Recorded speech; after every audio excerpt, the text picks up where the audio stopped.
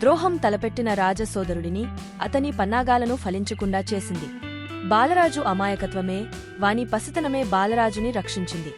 ఎలా అంటే, ఇనుప పెట్టెలో భద్రపరిచిన విలువైన ఆభరణం కంటే నేలమీద నిర్లక్ష్యంగా పడేసిన రాయి సురక్షితంగా ఉంటుంది. రాయి మీద ఎవరికీ అంతగా మోజు ఉండదు. వేలాది సైనికులు పరిరక్షించే బలవంతుడు కన్నా నిరాయుధుడు అయిన దుర్బలుడే ఎక్కువ సురక్షితంగా ఉంటాడు. విషం మింగి విరుగుడు వేసుకోవడం కంటే అసలు విషం అనేది మింగకపోవడం మేలుకదా.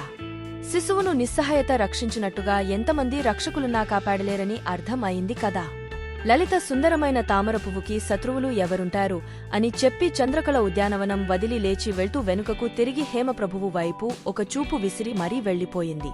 అంతే, రాజు మనస్సు ఆమెను వెంబడించింది. అతని కాళ్లు అతని శరీరాన్నిడ్చుకుంటూ బసలో పడేశాయి. అప్పుడు రాజు దీనిదిని చూసి, ఓయి కఠిన హృదయుడా, మళ్లీ మనకి పరాజయం కలిగింది. రెండవ రోజు కూడా నువ్వు వ్యర్థం చేశావు. ఈ అపరాధానికి నీకు శిక్ష పడాల్సిందే కాని ఆమె పోతూ పోతూ విసిరిన ఆమె చూపు వల్ల నిన్ను క్షమించాను అన్నాడు ప్రభువు. ఆమె చూపు నా మనసుని వలవేసి లాక్కుని పోయింది. ఆమె చిత్రమే లేకుంటే రేపటి వరకు బ్రతికి ఉండడం కల్లా అంటూ ఆమె చిత్రాన్ని చూస్తూ ఉండిపోయాడు. సూర్యుడు యథావిధిగా వస్తూ ఇది మూడో రోజు అని చెప్పినట్టుగా తోచింది. యథావిధిగా పగలంతా ఉద్యానవనంలో చెట్ల కింద హాయిగా తిరుగుతూ గడుపుతూ రాత్రి జరగబోయే తంతుకోసం ఎదురుచూస్తున్నారు మిత్రులు ఇద్దరు. అతి కష్టమీద పగలు గడిచి రాత్రి వచ్చింది. ఇరువురు చంద్రకళాదేవి ఉన్న ఉద్యానవనం చేరుకున్నారు. చంద్రకళాదేవి శలావేదికపై కూర్చుని ఉంది. నల్లటి చీర ధరించి, నీలం రవిక ధరించి, వాటికి అనువుగా కరీటం నగలు ధరించి ఉంది. తామె రాజు వైపు దయగా చూసేసరికి రాజు శరీరం జలధరించినది.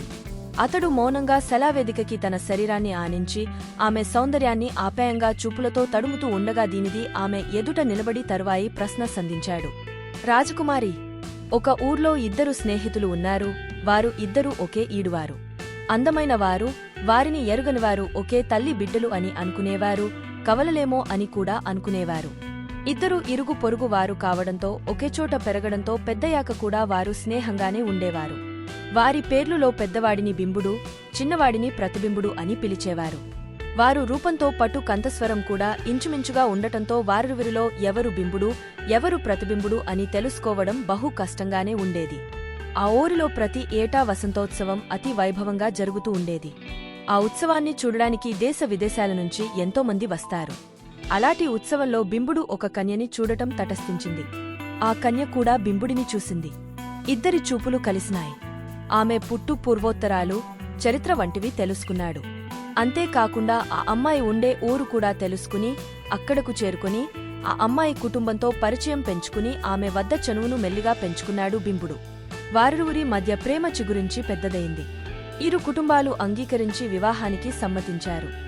సంతోషం పట్టలేని బింబుడు ప్రతిబింబుని వద్దకు వెళ్లి సంతోషంగా వసంతోత్సవంలో ఒక కన్యను చూశానని, ఆమె అపురూప సౌందర్యం నన్ను వివసుడిని చేసిందని, ఆమె ఊరు వెళ్లి ఆమెతో, ఆమె కుటుంబ సభ్యులతో చనువు పెంచుకుని వివాహానికి సిద్ధం చేశానని, వెంటనే వివాహం నిశ్చయం అయింది అని చెబుతూ, ఇదిగో ఆమె చిత్రపటం అని చెప్పి ఆమె చిత్రపటాన్ని చూపించాడు బింబుడు.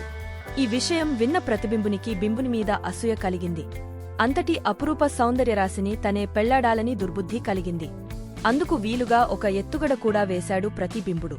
అదేంటంటే, వివాహ ముహూర్తం ముందు రోజు పని ఉందని చెప్పి బింబుని వేరే ఊరు తీసుకుని వెళ్లడం, ముహూర్త సమయానికి బింబుడు రాకుండా చేయడం, బింబుని కంటే ముందుగా ప్రతిబింబుడే వధువు వద్దకు చేరుకోవడం లాంటి ఏర్పాట్లు చేసుకున్నాడు ప్రతిబింబుడు.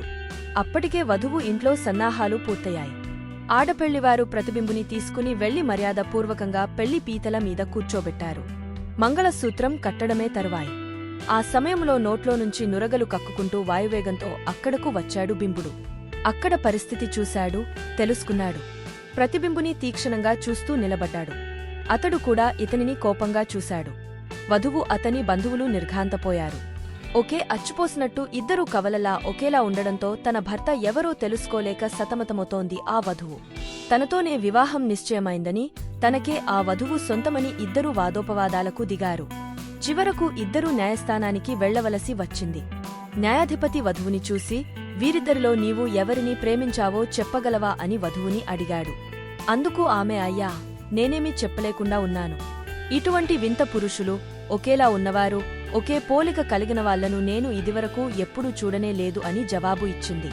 రాజపుత్రి, ఇంతటి క్లిష్ట పరిస్థితులలో ఆ కన్య ఎవరిని ప్రేమించి పెళ్లాడడానికి నిశ్చయించుకున్నదో చెప్పండి అని ఊరుకున్నాడు ధీనిధి. మరి ఈ ప్రశ్నకు రాకుమారి ఏమని సమాధానం చెబుతుందో తరువాయి భాగంలో మన చిన్ని ఆశ ఛానల్లో వచ్చే రాత్రి కథలో విందాం రండి.